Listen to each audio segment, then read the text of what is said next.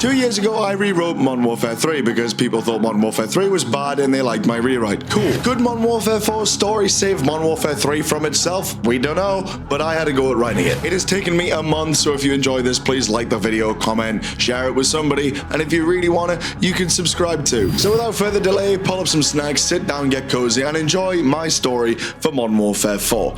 Hit it! We fade in from black with score to a frozen tundra. The base sits in a thick blizzard lit with bright floodlights as we move closer to a marked road. The camera flies slowly over the base, past the road and towards a tree line. We hear Price in voiceover. The idea that one action can affect the entire world is a strange thing. One word, one bullet, one will. One man dies, and an army is born. A martyr. A reason. A mistake. I told you that he wasn't new.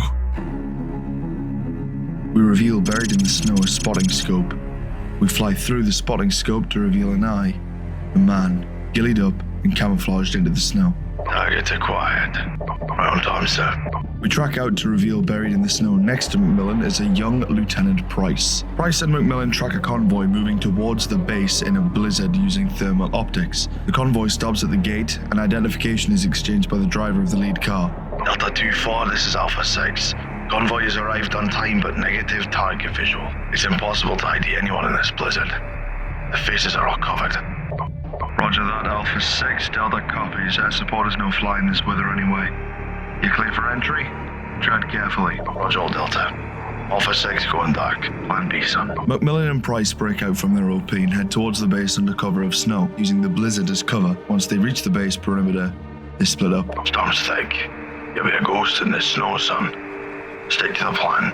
Locate the convoy. Identify the target. If I find anything, I'll be in touch. Playing as Price, we break into the base and must locate the CCTV room. Price and McMillan locate the convoy having pulled into an aircraft hangar at the bottom of the base. Whilst using the base's CCTV, they identify the barracks for the base that the soldiers use, as well as a garage containing snowmobiles in the outskirts of the base. It could be a way out if things go pish. Snow cover's one thing, but if we can have a couple of uniforms, we could saunter in there like we own the place, son. I'll go through these blocks. You take these. Yeah. Plant as you go. If this goes sideways, we'll need a diversion. I'll rehook with you at the hangar. McMillan hands Price some explosives. Price and McMillan detour through the barracks and recover a couple of uniforms before moving on to the hangar. Once Alpha reaches the hangar, they find a detail guarding the door and decide to find an alternative entrance around the back, planting the last of their charges. Once inside, Price and McMillan observe from the catwalk upstairs in the hangar as a meeting begins down below. The target is revealed to be Imran Zakhaev, now with one arm after the failed attempt on his life in Pripyat. He meets with Coney to negotiate a contract. Zakhaev offers gold for Coney's services. Demon Jesus, that's him. Delta 2-4, this is Alpha. Pause ID on Imran Zakhaev. Can confirm. He's very not dead. Roger, all Alpha. You have execute authority? Crew expendable. Nice. Poke around in the office for intel. Snap what you can. Wait for my signal. We're gonna blow this joint. Price heads into the upstairs office and takes photos of dossiers on Coney, images of Verdansk airport, the dam, the stadium. Whilst taking these pictures though, a door opens. Price turns and snaps a picture of the person coming through the door. It's Makarov. He draws his gun and holds Price at gunpoint. He leads Price out onto the gantry in front of Zakhaev and alongside McMillan, who remains undetected. McMillan slowly withdraws a charge detonator from his pocket. I've had enough of this shite.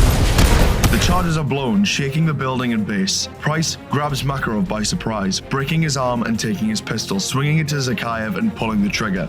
The round strikes Zakhaev right between the eyes, killing him instantly. As the soldiers come to their senses, all hell erupts. Price turns and kicks Makarov down the catwalk stairs as McMillan breaks a window for exit. Alpha exit the hangar and fight their way to the snowmobile garage. Delta 2-4, this is Alpha. We are compromised. Target confirmed KIA. We're moving to Exfil Charlie.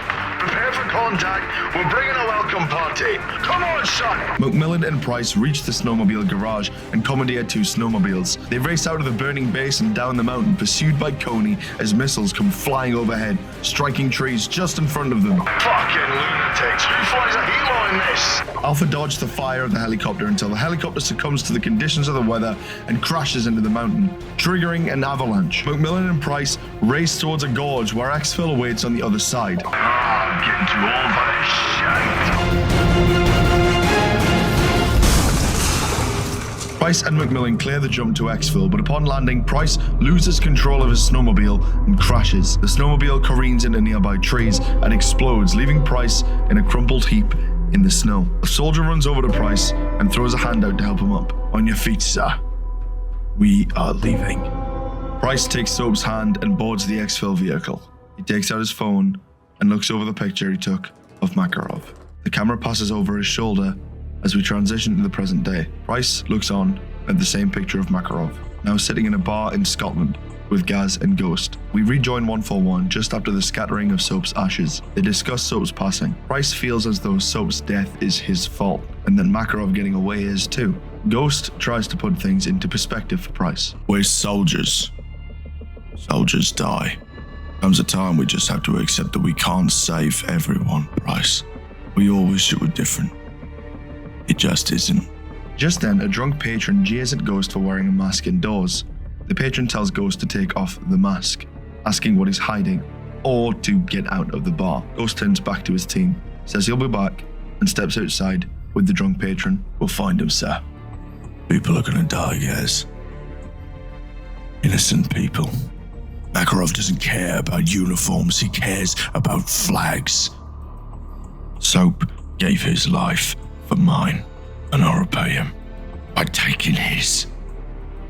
Ghost re-enters and sits down in the bar once again. She alright? He wanted to see my face. I showed him. We transition to London, where the player takes control of a civilian getting ready for a marathon. The runner spends time with his family, who hype him up and get him ready for the long run ahead. As they approach the starting area, in the background, a van slowly drives past and parks up nearby. The driver runs before the event staff can move him and the van. The player's attention, however, is kept predominantly on the family. The runner embraces their family and switches on a GoPro, strapping it to their head. They line up on the starting line, and just as the run kicks off, 3 vans explode, spilling a thick green gas across the streets. The explosion kills runners, spectators, and event staff upon detonation, and our POV runner is sent flying in the explosion, the GoPro on his head thrown and landing on its side, looking on at the devastation. The last thing we see is the runner's family choking and succumbing to the gas's effects. These same effects as seen in Modern Warfare 3. The sounds of screams fall silent. Sirens take over. Cut 2. At the site of the London bombing, a person in a biohazard suit leaves a contaminated zone and is showered. They remove their suit to reveal Kate Laswell. In her makeshift London office, Laswell has the news of the bombings playing out on a monitor. She watches intently on the report before turning her attention to a table with bomb components inside a glass case. On one large piece of this bomb is a charred print of a Russian flag. She makes a call to Price. On the call, Laswell divulges that the attack was most definitely Makarov. Same gas, same MO, but what is different is that the vans used in the attack were registered to Russia, along with the explosives identified as originating from Russia. It's too on the nose to be a coincidence. Knowing that Makarov is probably looking for war, Laswell has managed to keep the fact the explosives were Russian from the press, but they're asking questions. She may only be able to stall the truth for so long. Whilst the explosives themselves were Russian military grade, the components of the bomb were French, successfully being traced to a residence in an unassuming suburb near Paris, registered to someone known as Volk, an accomplished engineer, ex-regular soldier, and known associate of Makarov. Bravo 6, in partnership with GIGN, move on Volk's residence under cover of night and perform a clean house operation. The residence is rigged with several explosive traps akin to the game Ready or Not, so Bravo must move carefully and slowly through the residence as they go, disabling traps, looking for evidence, and apprehending any civilian contacts on site. In the final room of the residence, Bravo discover Volk, tied down to a chair, equipped with a bomb vest, and rigged to an entire room covered in sarin gas explosives. As Price and Gaz make entry, there's a click. Price looks down. He stepped on a pressure plate. Moving would mean the entire room goes up, which leaves Gaz to disarm the bomb vest by following the wires rigged to the vest and disarming the explosives at the other end. Then, Gaz needs to defuse the bomb vest itself without triggering the blast caps. Once he's done that, he then needs to discover what lies underneath the board that Price has stepped on. Upon first inspection, it looks like an anti-personnel mine. Any movement from that plate means it would detonate. Price tells Gaz to take Volk and clear the block. Nah, not a chance, sir. Think I've got an idea. Gaz hands Volk over to the GIGN. Bravo 6-2 to all stations. GIGN have the target. Clear the building. Stand by for tasking. Gaz, what are you doing? Gaz stands in front of Price, looking around the room at the explosives. I told you, sir. I've got an idea. Gaz runs at Price, tackling him off the mine. There's an audible click, but nothing happens. Bravo stand up, confused as to why there was no explosion, and Price pulls the floorboard up to discover This new mine looks like a trigger of some kind. for the bomb. It can't be, it would be dust. Then what's it for? An enormous explosion rings out from outside.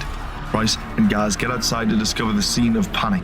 A few miles from the house in the center of Paris, the same sarin gas has been unleashed on the streets. Bravo look on in horror before they exfil. Volk is interrogated by Laswell and Roach as Price and Gaz watch on via monitors. Price looks away from the interrogation on his phone, reading the news that the two attacks are now being linked. Whilst in the interrogation room, we now see that Laswell receives a call and leaves the room. Laswell now has actionable intel. Volk is not breaking, but it doesn't matter. Intel retrieved at the Paris address reveals that the next target is Times Square, New York. Ghost is dispatched to New York in partnership with Delta Force operatives Sandman, Truck, and Grinch. Knowing he needs someone who's good with explosives, Ghost contacts Alejandro. Initially, Alejandro is apprehensive to get involved, citing that this isn't his fight, but he folds to help after helping him and Rodolfo reclaim their base from Graves. Looks like the ghosts are getting back together. Delta and Ghost teams wait for the trucks to arrive, giving Ghost and Alejandro time to talk about soap. The trucks arrive and spread out in Times Square. Bravo and Delta split into 3 teams to tackle the 3 trucks. Ghost and Sandman, Alejandro and Grinch, and Rodolfo and Truck. The teams must avoid public incident or civilian casualties, as the trucks will be out in public view. Intel seems to suggest that the crew of the trucks are going to be minimal. Playing as Ghost, he and Sandman are able to neutralize the bomb by waiting for the driver to move, opening the rear of the van, and climbing inside to disarm. Ghost and Alejandro's teams are successful in neutralizing the teams setting up the explosives without public incident. They are then called to Rodolfo and Truck's aid as the defusal process is proving difficult. Instead of being rigged for manual fuse and detonation, this one is entirely remote. Playing as Ghost, working with Alejandro, the player must navigate a digital tablet, deploy an EMP, and succeed in defusing the bomb before detonation can be triggered. The EMP will only last so long, but halfway through the defusal process, it seems as if New York City police pulls up. What the hell? Police trucks were supposed to be on standby. As the supposed police officer gets closer to the team, Truck notices that his accent is not typical of New York. You got an interesting accent there, brother. What's your badge? I said, what's your badge, brother? Fuck! Grinch! With that, a fight breaks out as Coney, disguised as police, attack the final truck. Alejandro takes over defusal while Ghost and Sandman cover. Truck gets Grinch back on his feet and into the fight. After some time, Alejandro is successful in defusing the final bomb before the EMP runs out, and Coney retreat. Bravo 6-3 to Watcher. All targets neutralized and secure. Great work, Bravo. Are your teams with the trucks? Tony ambushed the last truck. We had to pull off to secure the payload. Shit. Watcher, we've got a serious problem. We see in the next cutscene that images of one of the trucks have been plastered all over social media. Immediately the hashtags World War III and Russian terrorism are trending. Ghost Team and Bravo with Watcher over video call discover the damage unfurling as all 3 bombings are linked directly to Russia. It's all over the news and Russia is being asked for answers whilst the general public call for war. citing Russia as global terrorists. Laswell discloses that NATO are meeting with the Russian president for an emergency peace meeting. Though the Russian president denies responsibility, NATO are close to invoking Article 5. Makarov knew we'd go after the trucks. Last of 9, we dropped the ball too. We're one wrong move away from World War III here, boys. We need a win. And we might just get one. In the time that Ghost was in New York City, it's revealed that Volk finally broke, revealing that Makarov has a safe house isolated in the mountains of Germany. Bravo team, Price and Gaz, with Nikolai for support, prepare to move on the safe house. We cut to a plane in pitch black dark. This is 4 to all stations. 4 to all stations. Red light. Copy 4. This is 2. Prepare for turbulence. This is 6. In position, ready to roll on 1. This is 1. On my mark. Remember, no Russian. We play as SAR 1 in a mission strikingly similar to Mile High Club or Turbulence, where the player is tasked with fighting through a plane looking for a VIP. The team is a masked special force and move through the plane, eliminating any and all guards before arriving outside of a sealed room marked with the seal of the President of Russia. The team breach, eliminate the guards, and take the Russian president into custody. The president demands to know who these people are, which is when SAR 9 steps forward and removes his mask and helmet. We are the future of Russia.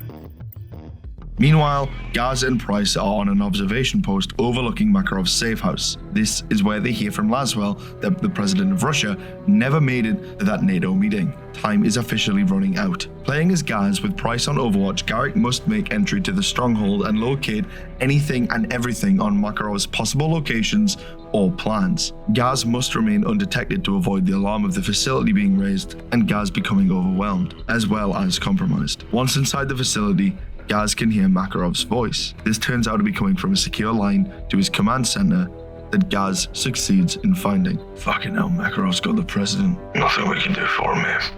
He's not got a scratch. At least they're taking care of him. Makarov will have his reasons, I'm sure. Guys, activate the DSM.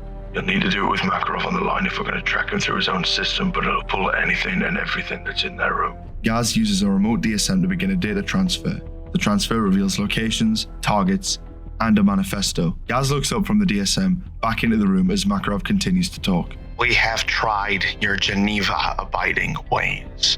We have tried being fair. We have tried. But do you see how it has gotten us nowhere? Makarov produces a pistol and presses it to the kneecap of the Russian president. You will surrender the codes to me, or you will surrender your ability to walk. Price, are you seeing this?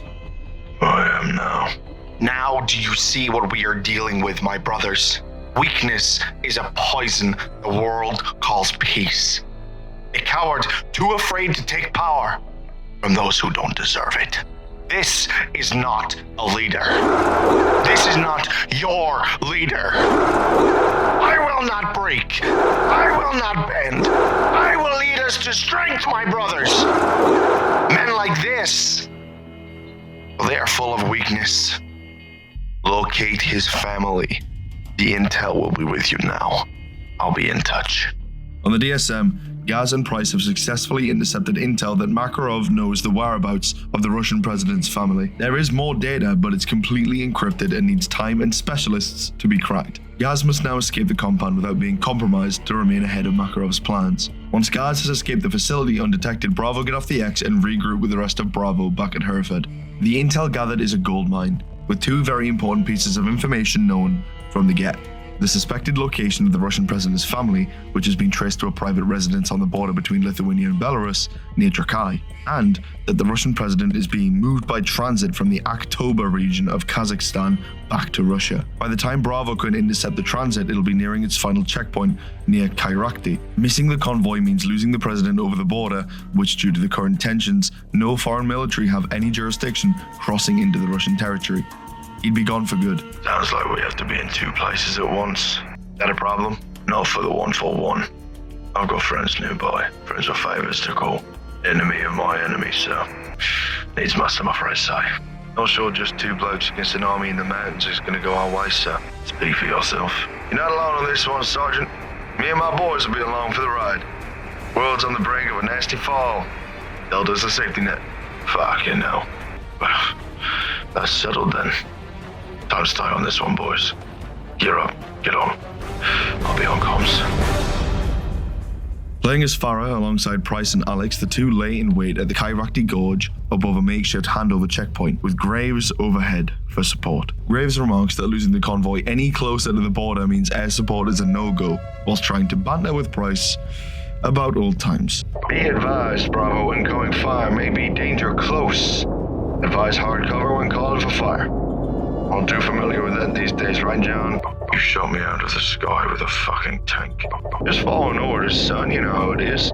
Respectfully, Graves. Take your face for a shot. Farah cuts off the bickering operators, now having visual on the troop transport. Convoy looks far larger than it initially appeared in the intel. The transport stops, and soldiers leave their vehicles. Farah uses a spotting scope to scour the vehicles as they come to a stop for a positive ID on the president or Makarov. No Makarov, but she spots the president being removed from the truck in the center of the escort. She tasks Graves with taking out the lead and rear vehicle. The overhead AC-130 sends the convoy into a blind panic. Shadow Company rises from the tall grass with Farah, Alex and Price and commence their ambush. As the numbers are thinned, the president is bundled into a truck and hastily driven off-road. Farah and Price commandeer a vehicle and go after the truck, leaving Shadow Company and Alex to secure the convoy site. With Graves overhead, Farah calls for a fire mission on the road ahead to force the truck off-road. Whilst this works, the truck continues off-road. Farah then leans out of the window of the truck, aiming for the tires. Over the radio, Shadow Company calls in. Overlord, this is Shadow 1. Tony have reinforcements. I repeat, Tony have reinforcements. They came out of nowhere. Shadow 1, can you handle it? Fuck, they're everywhere. Where the fuck did they even come from? Tower's hit. We're calling for close air. No can do, Shadow 1. Too risky. Dig in, push hard. We'll get you out when we can. Out. Take Doc, Bravo. We got bad company on your 6. The truck swings and slides as the tires explode before ultimately rolling onto its side and sliding to a stop. Graves sends a helicopter to pick up Price and Farah as they recover the president from the damaged vehicle. Overhead, a line of 40mm fire rains down nearby. Bravo, be advised. I'm seeing multiple vehicles arriving from your south. We're through the herd, we can't nail them all. Exfil, ETA, 2 minutes. Protect that asset out. With minimal cover, Farah and Price dig in and repel an attack from a Coney outfit for 2 minutes in real time. After 2 minutes, the Exfil helicopter arrives. Farah asks to circle back to rescue Alex and the rest of Shadow Company back at the ambush site. The helo circles back, Farah jumps out, and Price covers from a helicopter. Farah punches through the rest of the Coney reinforcements, all the while calling out for Alex on the radio, but with no reply. Coney is eliminated, and Farah finds Alex injured. A round has struck him underneath the plate carrier in the stomach. As Price lands and goes to Farah, Farah administers aid to Alex. He's injured badly and needs professional care. Whilst all this happens, we hear Graves talking to somebody over comms. Go for Graves. Understood, sir. Farah asks what's going on as they move to the helicopter for Exfil, but suddenly, the helo takes off, leaving Bravo behind and taking the president with it. Bryce, what the bloody hell are you doing? Sorry, Bravo. Nothing personal. Just following orders.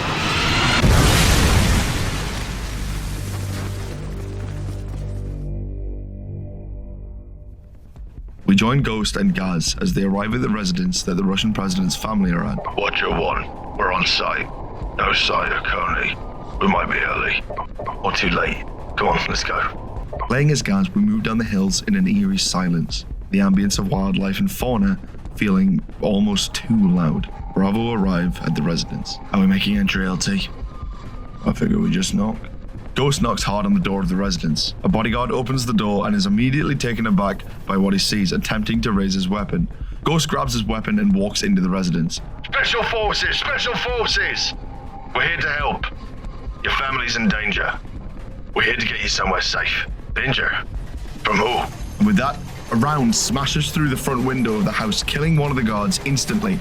Panic spreads across the family as Ghost and Gaz bark orders at the family to move into the basement of the home. Ghost and Gaz must then fight their way from the home to their bulletproof trucks left nearby. This means commanding the family to move and take cover when necessary. They face an overwhelming ground force before reaching their vehicles. The family are bundled into the 2 trucks, and playing as Gaz, we must cover the escape with the family as they make for a nearby airstrip where a plane awaits to escape to safety. Upon reaching the runway, the trucks drive up and into the plane where Watcher 1 waits for them. Once Bravo is safe and the family is secure, Laswell asks to speak to Gaz and Ghost alone. Laswell shows them CCTV footage from the Pentagon, saying that this footage has been released to all internal securities. The CCTV shows Captain Price assassinating Shepard in his office. John got sloppy.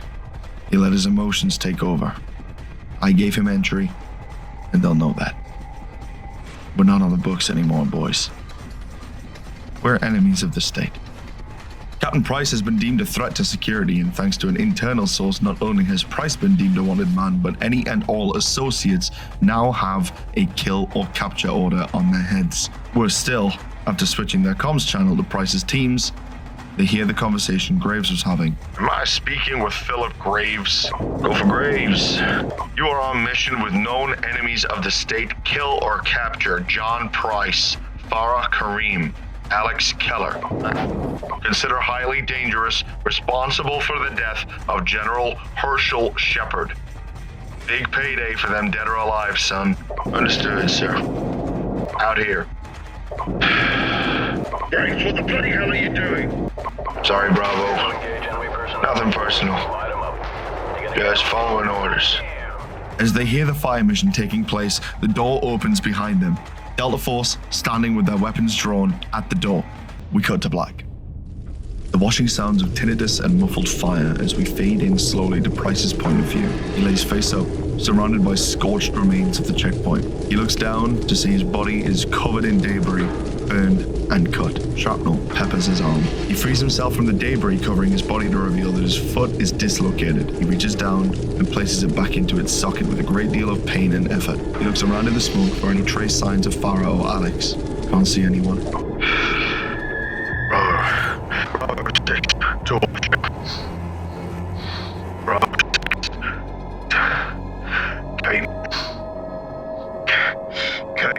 Following his radio, he finds it severed and broken. Price picks himself up and calls for Farah. Nothing. Price stumbles to one of the dead Shadow Company PMCs on the ground, and he checks them to find a working radio. He listens in. All remaining units commence sweep. Anything left of Price, Kareem, or Keller, I want picked up. Any evidence is good evidence. How copy? Yep, overload. Shadow 3 and 5 are moving in now. Rally at exfil 2 and 20. Let's get off this rock. Price takes the Shadow's radio and tries changing the channel several times, each channel a different branch of Shadow Company, until he finds one that is silent. Price clicks the radio on and off in a pattern to relay static to the other side. The same pattern returns from the other side. It's Farah. She's with Alex, having dragged him to safety in the wake of the blast. She thought he was dead. Shadows are everywhere and moving in fast, so Price must stand ready and head towards Farah, who's holed up in a neighboring abandoned village. Alex remains gravely injured and in need of medical attention. Time is of the essence. Before Price moves on, he takes off his boonie and leaves it behind for Shadow to find. Price is gravely injured and must find Farah by moving stealthily through woodlands and derelict buildings, whilst building usable utility like shivs, distractions, makeshift throwables, akin to the mission, alone. As Price moves to Farah, the amount of Shadow Company presence greatly increases. Armed patrols, demanding stillness, helicopters, troop transports. Nothing that one man could fight. Price reaches the final stretch to Farah's position. Farah is holed up in an old house with a collapsed roof at the end of a long street. Price merely needs to follow the scuffed blood marks along the road. As Price reaches Farah and Alex's building and makes entry, Shadow Company turn onto the village's road just 100 or so meters behind. Price sees the state that Alex is in. Shot, cut up, burned. Prosthetic leg destroyed, covered in gauze applied by Farah. Alex still manages a smile. Farah asks Price to help move Alex to a car in the downstairs garage, but then the three look out through the slats of the busted windows and see Shadow rolling down the street. They know it's only a matter of time before they find the blood and follow it like Price. As Shadow move down the street, they throw firebombs through the windows of each building. Alex takes a moment before looking away from the window. No time to argue on this one, Commander. I don't get out of here either way, but you too can. Farah shares a final moment with Alex. She thanks him for everything. When you see Graves, you tell him I'm waiting for him. Alex hands Farah his sidearm. He looks Farah in the eyes, shares the same final words as he did in 2019. Good luck. Alex turns back to the window and raises his weapon. Price and Farah head down to the vehicle, and Farah covers while Price hotwires it. The vehicle kicks to life, and Shadow immediately turn their attention to the road's end.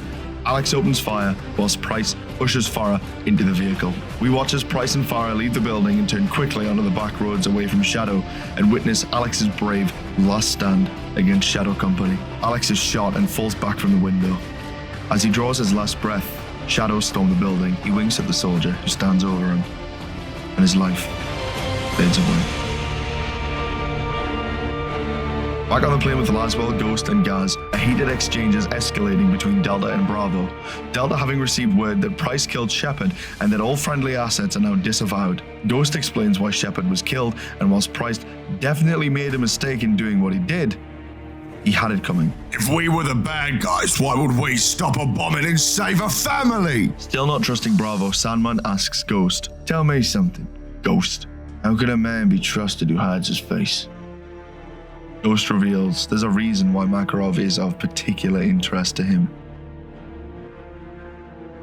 We see in a flashback mission that whilst Ghost was serving in the British Army as a sergeant in the coalition, he was tasked with securing a town taken by the Taliban in Afghanistan. It was believed that Taliban forces had recovered important friendly intelligence that could not fall into enemy hands. Playing as Sergeant Riley, we learn how during the otherwise routine mission, Riley encountered Makarov, serving his own personal agenda, where a friend of Ghost's was killed, and Ghost himself was involved in a serious IED explosion. When friendly forces discovered him, he was gravely injured. Back on the plane, Ghost removes his leg holster, dropping his sidearm to the ground and revealing the skin graft done on his leg. He removes his body vest and shows his chest, the skin scarred from a serious burn. He rolls his sleeves up, revealing more burns and scarred skin, masked partially with tattoos. Finally, he reaches up and removes his mask.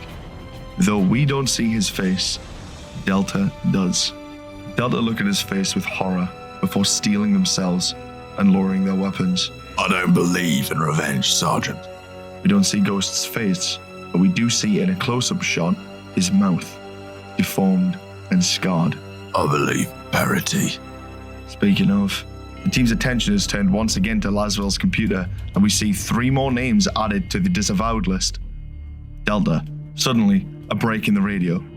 It's Price. He tells Bravo and Delta that the president is now at least in safer hands, albeit with Graves. When asked how they are alive, they tell how Alex saved them at the cost of his own life. Knowing that the Russian president and his family are now safe, peace talks can commence, but Makarov's whereabouts is still unknown. Now blacklisted, all teams agree to meet at an old CIA safe house known as E9 in West Berlin. Relations between the West and Russia start to normalize thanks to a conference done at the UN where the Russian president makes Makarov's machinations public. 141 and Delta watch on, knowing that there are still 3 loose ends. Graves, actively looking to either kill or capture all of them, the Mole, that seems to be working on behalf of Shepard, and Makarov, who is still at large and needs stopped by any means necessary. Using the remote DSM that Gaz took from Makarov's stronghold, they're able to track Makarov's operations HQ to an abandoned mining cave system in eastern Siberia.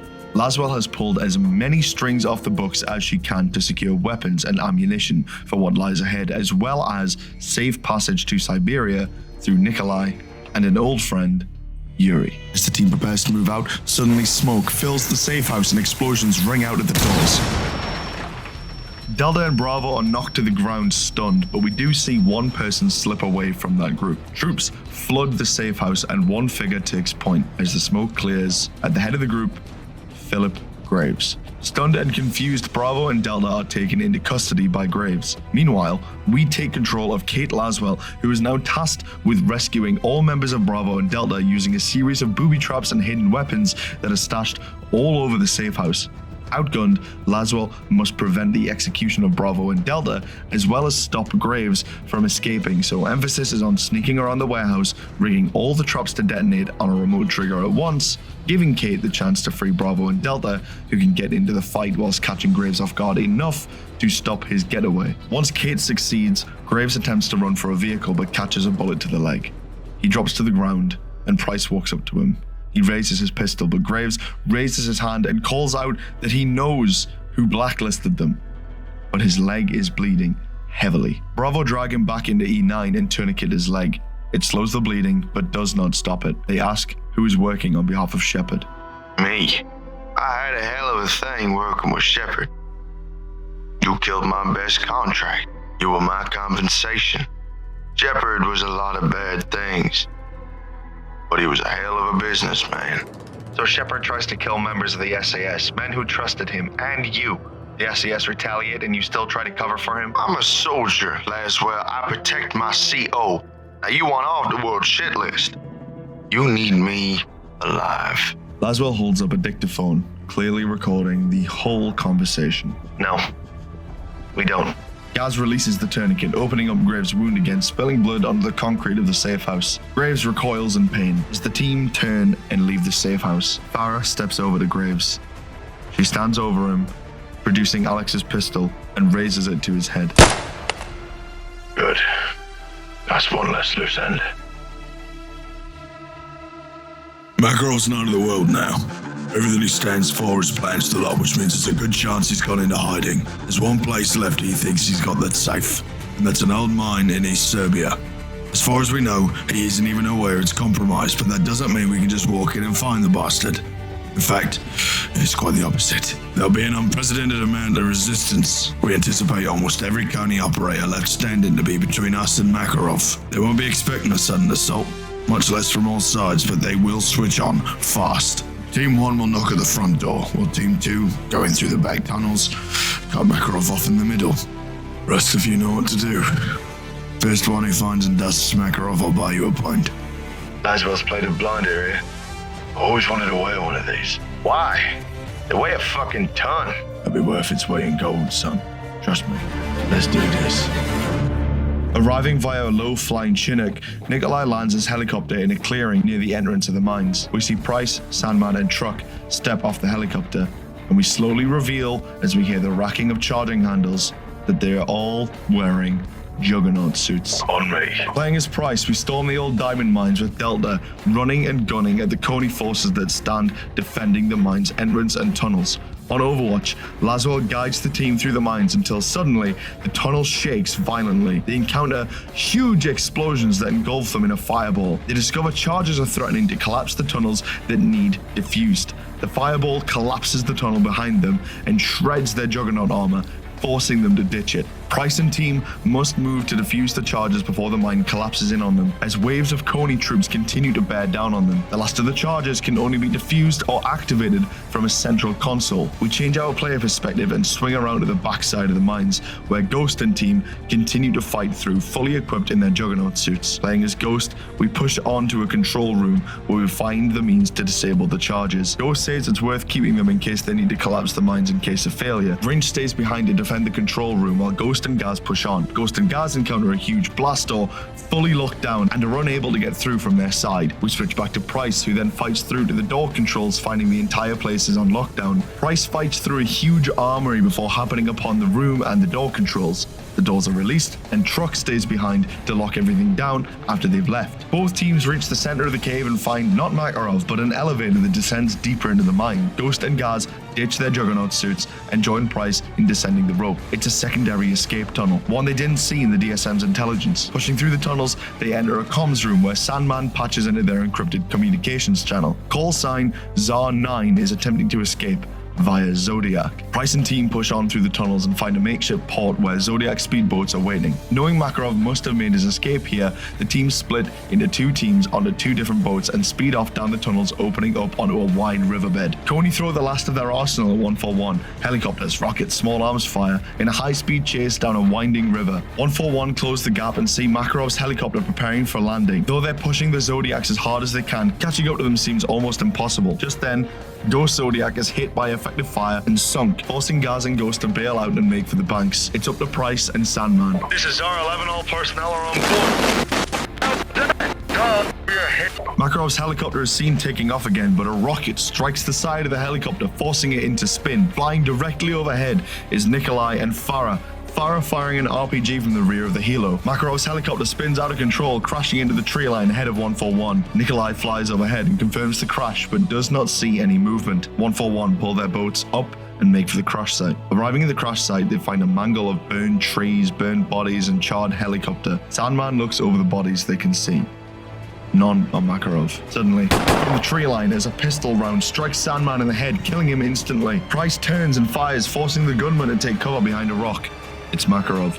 Price closes the distance, slides over the rock, and kicks the pistol from Makarov's hand. The two grapple over Price's weapon before it gets tossed away. The two fight hand to hand, and whilst Price gets a good few swings in, Makarov has him beat. Price's vision begins to fade from Makarov's furious punches. He collapses to the ground, the sound of his own heart beating in his ears. Makarov immediately seeks to kill Price by recovering his pistol and taking aim. Goodbye, Captain Price.